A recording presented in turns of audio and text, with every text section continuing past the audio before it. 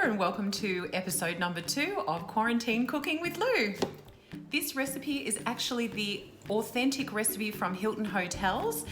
They have this in their breakfast restaurant and it's very popular. I decided to do it because some of us have been buying too many bananas earlier in the week because we thought we were going to run out.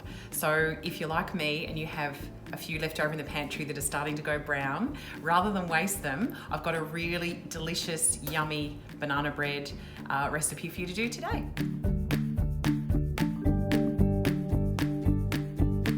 So to start with, you'll need, of course, the usual assortment of bowls and measuring jugs and measuring spoons and cups and spatulas.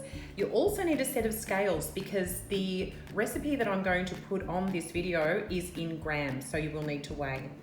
You'll need flour, plain flour, brown sugar, bicarb soda, baking powder, salt, your manky old brown bananas, eggs, milk, vegetable oil, sunflower or canola is fine as well, probably not olive oil, a bit too strong, and a loaf tin.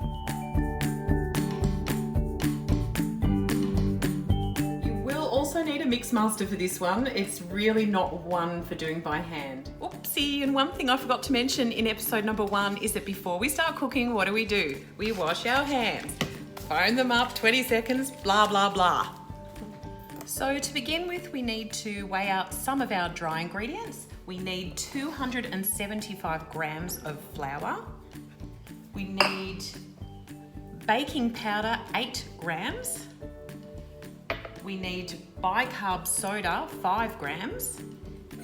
And we'll just give that a little bit of a stir. Put a pinch of salt in as well.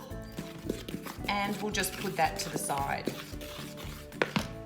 Now we have to weigh out our very ripe bananas. Ripe is crucial in banana bread, as most of you would know, because they become very sweet when they become ripe. So not overly pleasant to eat as they are, but great in cakes and recipes.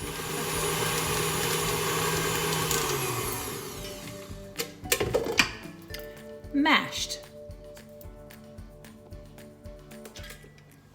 And this is the bit where I forgot to tell you to add all the other ingredients that are in the recipe in the bowl.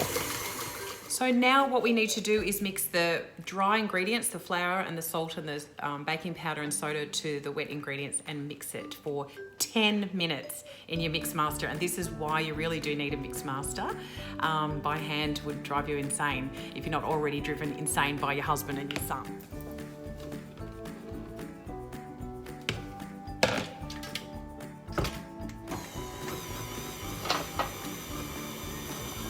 Probably slowly at first, and increase your speed and mix for 10 minutes. You can't shortcut this. It's got to do that to be light and airy.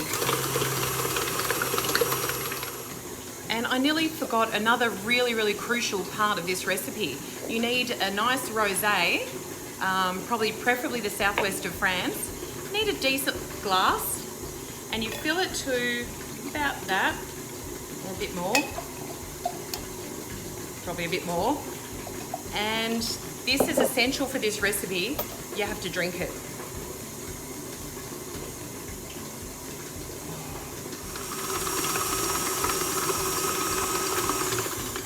Okay, that's 10 minutes of mixing on medium-high speed in the mixer is finished. So let's pour this into the loaf tin.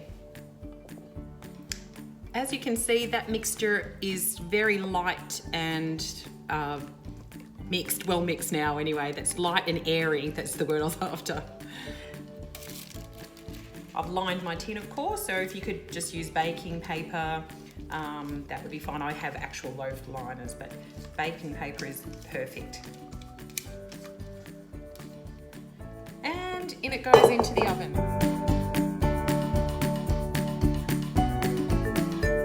Into the oven for about 1 hour and 20 minutes, give or take. We'll check that at 1 hour and 15. So our Hilton Hotel banana bread is ready. It's been in the oven for 1 hour and 10 minutes.